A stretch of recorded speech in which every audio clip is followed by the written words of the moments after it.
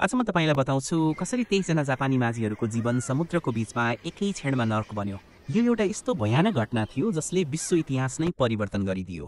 सन् 1954 मार्च 1 तारिकको कुरा हो। एउटा जापानी डुङ्गा प्रशान्त महासागरमा माछा मारिरहेको थियो। अचानक क्षितिजमा एउटा डरलाग्दो उज्यालो देखा पर्यो। यति धेरै चम्किलो कि नाङ्गो आँखाले हेर्न पनि गाह्रो।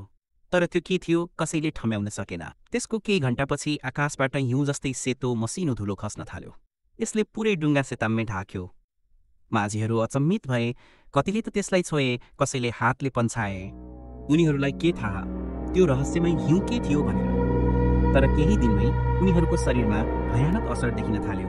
छाला नराम्ररी पोल्न थाल्यो, कपाल झर्न थाल्यो, वाकवाकी लाग्ने र थला पर्ने क्रम सुरु भयो। उनीहरू बुझ्न सकिरहेका थिएनन् आखिर उनीहरूलाई के भयो।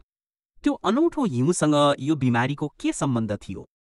त्यो हिउँ वास्तवमा अमेरिकी बम परीक्षणबाट निस्केको घातक रेडियोधर्मी खरानी थियो। यो घटनाले संसारभर हल्लीखल्ली मचायो र आणविक परीक्षणको भयानक वास्तविकतालाई उजागर गर्यो।